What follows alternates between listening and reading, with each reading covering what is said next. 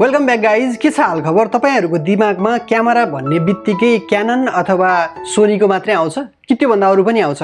आजको भिडियो विशेष छ। आज चाहिँ हामी एकदमै सस्तो मूल्यमा पाइने फुल फ्रेम क्यामेरा, त्यो पनि 6K रेकर्ड गर्न सकिने क्यामेराको अनबक्सिङ गर्दै छौं।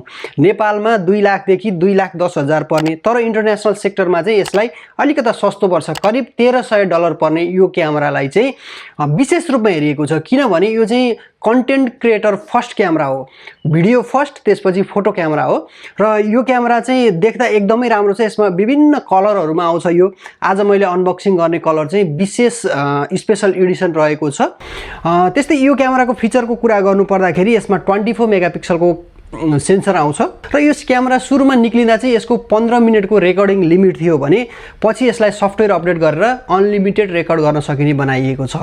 र यदि तपाईहरु 1,50,000 भन्दा बढी खर्च गरेर सोनीको A7C अथवा A7 III लिने सोचमा हुनुहुन्छ भने त्यो सोचलाई अहिलेदेखि नै हटाइदिनु होला। सोनीको A7C र A7 III चाहिँ जम्मा 8 बिट रेकर्ड गर्न सक्छ भने यो क्यामेरा चाहिँ 10 बिट रेकर्ड गर्न सक्छ। त्यो भनेको कलर डेप्थ एकदमै हाई हुन्छ सोनीको A7C अथवा A7 III भन्दाखेरि। सोनीको ZV-E1 भन्ने क्यामेरासँग यसले कम्पिट गर्छ। A6700 लिने तपाईहरुको सोच छ भने पनि त्यसलाई पनि तपाईहरुले चेन्ज गरेर यो क्यामेरा लिन सक्नुहुन्छ। यदि तपाईहरु कन्टेन्ट क्रिएटर भिडियो फर्स्टको लागि लिनुहुन्छ भने हुन त A6700 पनि एकदमै राम्रो क्यामेरा हो।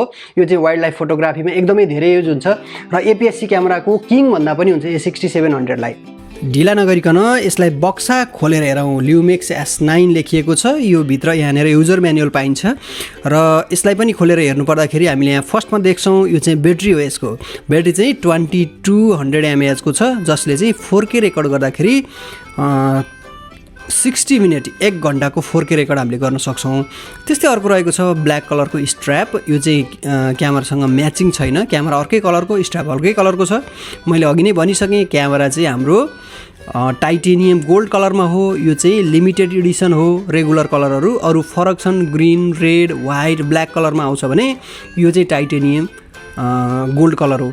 त्यस्तै हामीले यतापट्टि देख्छौँ एउटा चाहिँ यसको लेन्स। यो चाहिँ किट लेन्स हो। किट लेन्स भनेको क्यामेराले चाहिँ क्यामेरा किन्दाखेरि दिने एउटा नर्मल लेन्स हुन्छ। यो त्यति राम्रो क्वालिटीको हुँदैन, यसमा त्यति राम्रो ग्लास युज गरिएको हुँदैन। त्यस्तै अब हामीसँग यहाँ रहेको छ टाइटेनियम गोल्ड कलरको ल्युमेक्स S9 है। कति राम्रो छ। यो चाहिँ टाइटेनियम गोल्ड कलरको अहिलेको ट्रेन्ड भनौँ न। हुन त फोनहरूले अहिले टाइटेनियम हटाइसक्यो, तैपनि कलर चाहिँ टाइटेनियम कलरको हो। यो राम्रो देखिन्छ र यसमा चाहिँ स्पेसल्ली ब्याक साइडमा चाहिँ हामीले देख्न सक्छौँ एउटा स्क्रिन देख्न सकिन्छ, आर्टिकुलेटिङ स्क्रिन, जुन चाहिँ 1.84 मिलियन डटको हो।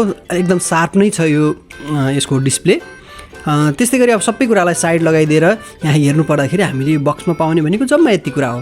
एउटा चाहिँ हामीले लेन्स पायौँ, यो रहेको छ यसको बडी, र यो चाहिँ ल्युमिक्स लेखिएको छ अगाडि भने तल ब्याट्री हाल्नको लागि एउटा कम्पार्ट छ। हामीले ब्याट्री इन्स्टल गरिसकेपछि मैले अघि नै भनिसकेँ यो ब्याट्रीले चाहिँ 4K भिडियो रेकर्ड गर्दाखेरि 60 मिनटसम्मको रेकर्ड गर्न सक्छ। मैले यो भिडियोमा यति धेरै फोटो नभनिकन भिडियोको कुरा किन गरिरहेको छु भने यो भिडियो फर्स्ट क्यामेरा हो। यो चाहिँ कन्टेन्ट क्रिएटर स्पेसल फोकस भएको क्यामेरा हो। त्यसैले गर्दा तपाईहरु कन्टेन्ट क्रिएटर हुनुहुन्छ भने भिडियोको लागि एकदमै राम्रो, यो बजेटमा एकदमै बेस्ट। 1,50,000-60,000 खर्च गरेर तपाईहरुले सोनीको सेकेन्ड ह्यान्ड A7 III अथवा A7C लिँदै हुनुहुन्छ भने बिल्कुल गल्ती नगर्नु होला। किनभने ती क्यामेराहरू 8 बिटका क्यामेरा हुन् भने यो चाहिँ 10 बिटको क्यामेरा हो। यसले 10 बिट भिडियो रेकर्ड गर्न सक्छ र यसको कलर डेप्थ एकदमै राम्रो हुन्छ। र यति भन्दै सबै कुरा यसमा राम्रो छन् भन्ने कुरा चाहिँ हैन है। यसमा चाहिँ हामीले EVF पाउन सक्दैनौँ। फोटोको लागि लिँदै हुनुहुन्छ भने EVF छैन। तपाईहरुले मेकानिकल सटर पनि यसमा भेट्नुहुन्न है। मेकानिकल सटर नभएपछि के हुन्छ, धेरै नाइटमा फोटो खिच्नु पर्दा लिड बलेको अथवा लाइट बलेको अवस्थामा चाहिँ आर्टिफिसियल लाइट बलेको अवस्थामा त्यति राम्रो फोटो यसले खिच्न सक्दैन। त्यही हो। यो त थियो पानासोनिक ल्युमिक्स S9 को अनबक्सिङ भिडियो। तपाईहरुलाई कस्तो लाग्यो यो भिडियो? अन्तिमसम्म हेर्नुभएकोमा धेरै धेरै धन्यवाद। अर्को भिडियोमा फेरि आउनेछौँ। सब्स्क्राइब गर्न नबिर्सनु होला। हस्त नमस्ते।